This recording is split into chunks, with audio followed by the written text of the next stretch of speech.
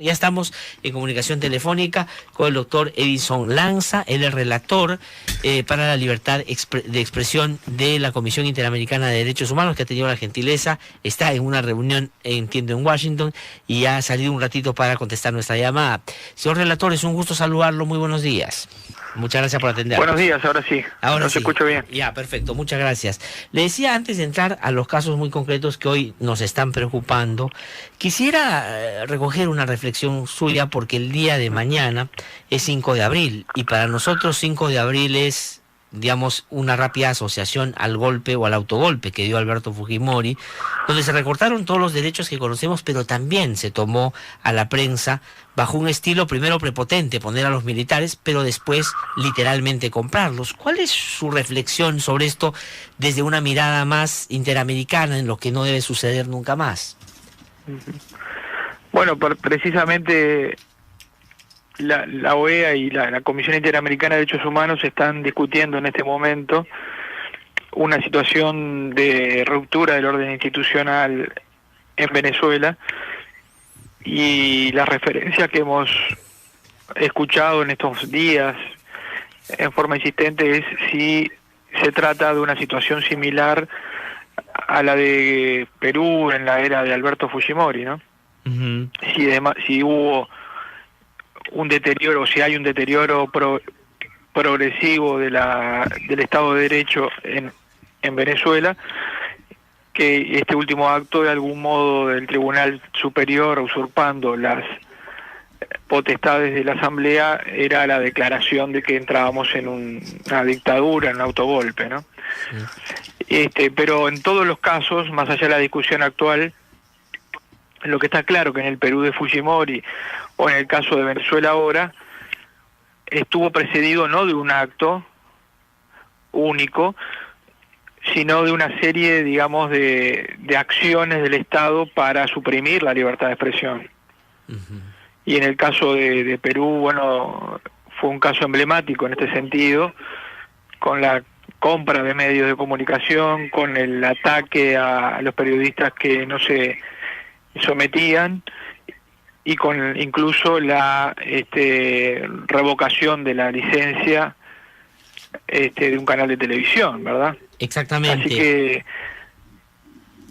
para ustedes y para nosotros es un caso muy claro en el que cuando un gobierno autoritario se hace con el poder, lo primero que suprime es la libertad de expresión, y las primeras víctimas son los periodistas y los medios de comunicación. De acuerdo. Ahora, a eso que usted bien describe y que nos preocupa y es bueno recordar, se le sumó también, bajo la lógica de abrir los medios para otros sectores, toda la creación de lo que acá llamamos la prensa chicha, es decir, una prensa que solo existía para descalificar a los opositores políticos y a periodistas, digamos, frivolizando, insultando o caricaturizando las críticas que puede haber Alberto Fujimori. El sistema también de tributación era muy severo con los medios para ahogarlos. El tema de la publicidad estatal, por supuesto, se les quitó abiertamente, y el tema también de la persecución judicial fue pan de todos los días en esa época. Todo eso, digamos, en conjunto, ¿qué significó en el hito de la lucha contra las amenazas a la libertad de expresión en el país? Y si el Perú condensa, digamos, lamentablemente en ese sentido el mal ejemplo. Claro. En aquel momento, y creo que fue un ejemplo claro de lo que dice el artículo 13.3 de la Convención Americana de Derechos Humanos. Esto es que el Estado puede suprimir la libertad de expresión por, obviamente, medios directos como la censura, pero también por medios indirectos que empiezan como más sutiles y luego se profundizan. Y en ese caso el Perú es emblemático, ¿no? Y todo lo que usted acaba de mencionar, es el uso del poder fiscal del Estado, el uso de la atribución de publicidad oficial, el uso de las licencias, todos recursos legítimos, pero que son utilizados para premiar y castigar a la prensa y obviamente interferir en una prensa libre e independiente. Sí, y en ese sentido, en esa época, y es bueno recordarlo para entrar a la discusión ya más actual sobre los riesgos de algunas iniciativas, es que Vladimiro Montesinos, el socio de Alberto Fujimori, se convirtió en el principal editor de los medios de comunicación. Así, literalmente, es decir, desde el servicio de inteligencia dictaba los titulares, le ponía a los medios televisivos los temas que tienen que hacer, y empezaron a aparecer estos talk shows, ¿no? Estos realities tremendos, además abusando de gente muy pobre para tratar de manejar el componente distraccional también de una dictadura que lo que buscaba es que siguiéramos eso y que no miráramos lo fundamental. Sí, los autócratas tienen una obsesión con la prensa, ¿no? Uno ve cualquier ejemplo y la obsesión por editar lo que dicen los medios, por controlar los contenidos y el mensaje, bueno, es parte de una teoría populista y una teoría autoritaria y de concentración del poder. No se cree en la diversidad, en el pluralismo, no se cree en el debate público, se trata de anular los intermediarios y llegar directamente a la gente con el mensaje de mentira, con el mensaje falso, con el mensaje manipulado. Y bueno, en ese caso muchas veces la prensa es instrumentalizada en un marco represivo más general. Sí, pues aquí hubo mucho de lo que se llamó cortinas de humo. Aquí en algún momento las vírgenes lloraban, los monstruos aparecían por los cerros, fantasmas aparecían asediando a gente en determinadas zonas, digamos, con un fin claramente distractivo, ¿no? Pero ya lo traigo a la actualidad, doctor Edison Lanza, y le pregunto por lo que hoy nos preocupa, ¿no es cierto? Hay una iniciativa, un proyecto de ley que ha presentado justamente el fujimorismo, dicen ellos, nuevo, renomado, no vinculado a los 90, pero que plantea tres cosas que quiero yo decirle, aunque dicen ellos han retrocedido, pero la verdad creo que yo no creo que tanto. La primera es que dice lo que buscan es que las personas tengan acceso a información veraz, independiente, etcétera, ¿no es cierto? Es decir, condiciones previas para que un medio pueda emitir algún tipo de información. Eso en sí mismo ya no rompe algún estándar interamericano en materia de libertad de expresión. Bueno, claramente el camino al infierno está empedrado de buenas intenciones. Ya en democracia nadie se anima a decir vamos a aprobar una ley para censurar a los medios o controlar el contenido. Entonces esto ya ha sido ensayado por el gobierno de Rafael Correa en Ecuador, por el propio chavismo en Venezuela y por el propio fujimorismo en su hora, ¿no? Decir, bueno, nosotros queremos asegurar que estos medios deshonestos, esto y demás, informen en forma veraz sí. a la población. Sí. Y la verdad, y esto como yendo a una contestación más técnica, viola justamente el 13.1 de la Convención, que es el artículo que establece que la libertad de expresión debe ejercerse sin censura previa, sin controles de ningún tipo y con un sistema de responsabilidades ulteriores bajo un sistema, digamos, de necesidad y proporcionalidad. Y el otro... Y sí. Establecer, termino con esto. Sí, por favor. Un apellido a la forma de informar. Usted puede expresarse siempre que sea verazmente. Está implícito que va a haber alguien del Estado que va a controlar ex ante o inmediatamente que se propale la información, si lo que usted dijo es veraz o no, y ese censor va a ser el que defina y no la población. Sí, el otro elemento que digo yo, no sé si comparte esto, pero que de manera demagógica se usa es la lucha contra la corrupción. Nadie podría estar, por cierto, en contra, salvo los corruptos, imagino, de que para que los medios no estén infectados de la corrupción, hay que sanear a quienes lo dirigen, a quienes lo gerencian, a quienes editan y a quienes son parte de ellos. Dice el proyecto que una persona que fue condenada por delitos de corrupción contra el Estado no podrá participar de ninguna manera en los medios de comunicación. ¿Eso le preocupa? ¿Le parece bien? No, me parece realmente una forma de establecer un revólver cargado para apuntar a la prensa y mantenerla a raya, porque incluso el proyecto original revelaba en sus propias palabras la intención. Decía, incluso una persona denunciada no podrá participar. Exactamente. Estaban pensando en levantar denuncias contra los editores de los medios para desarticular a los medios. Y si uno ve ejemplos de los años recientes, por ejemplo, en el caso del kirchnerismo y el caso Clarín, una de las cuestiones que se levantaron contra el diario Clarín entonces fue que una de las dueñas había participado, digamos, adoptando niños de la dictadura, digamos que la dictadura le había sacado a sus padres.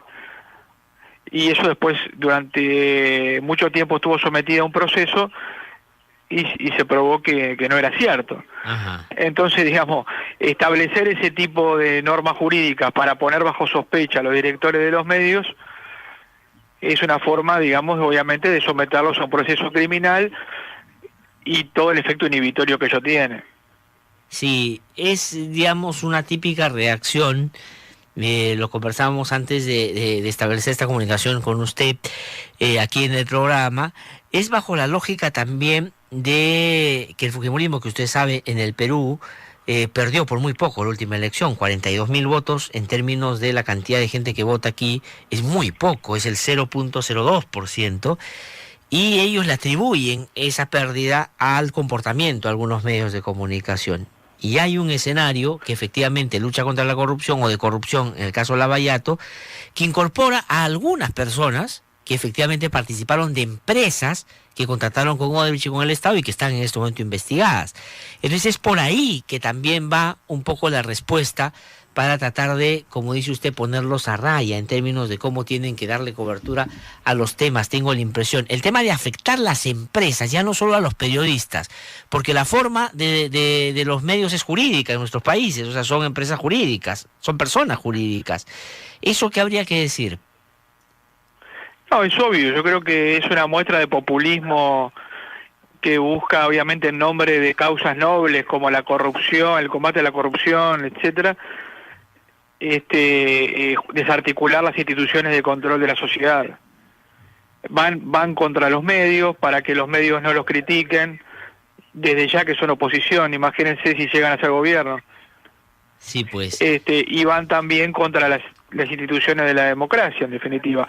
¿Por qué? Porque si quieren combatir la corrupción, lo que tienen que hacer es todo lo contrario, darle garantías a la prensa, que ha demostrado en el continente ser la que investiga corrupción y la denuncia, darles protección, o sea, proteger la reserva de la fuente, eliminar el delito de difamación e injuria, proteger a los informantes que dan información sobre corrupción, a los periodistas muchas veces, ¿verdad? Y establecer sanciones más fuertes para los corruptos.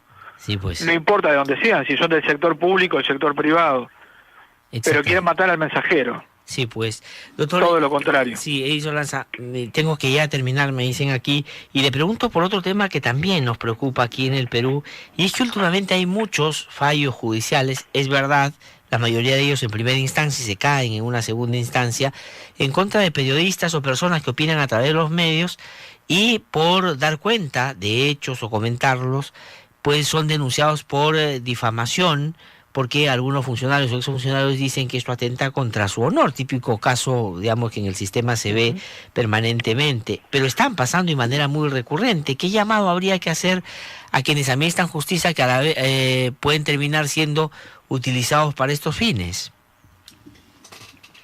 Bueno, dos llamados. En principio, a los operadores de justicia que entiendan que los temas, las informaciones y opiniones de interés público tienen una protección reforzada por parte del derecho a la libertad de expresión consagrado en la Constitución y en la Convención Americana de Derechos Humanos.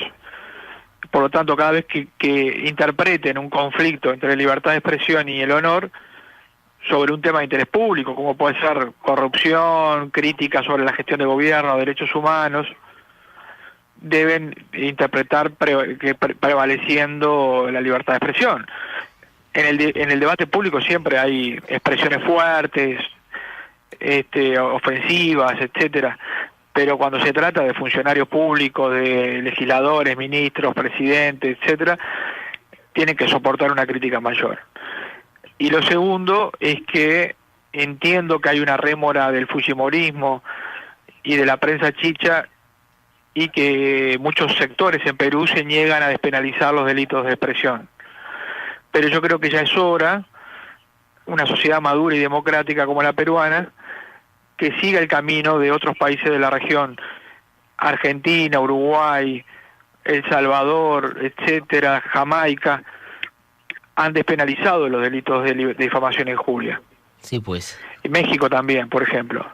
Entonces deben estudiar legislativamente medidas al respecto. Muy bien. Vamos a esperar si esa agenda, que es una agenda importante y pienso yo impostergable, alguna vez se sitúa en un lugar privilegiado en el debate político aquí en el Perú. Vamos a ver. Doctor Edison Lanza, muchísimas gracias por habernos atendido esta mañana. Vamos a tener oportunidad seguramente de conversar en algún otro momento también sobre otros temas, pero por lo pronto le agradecemos mucho por habernos atendido. Muy amable. Por favor, un abrazo. Un abrazo, muchísimas gracias. Edison Lanza, entonces, es relator para la libertad de expresión de la Comisión Interamericana de Derechos Humanos, que ha conversado con nosotros esta mañana.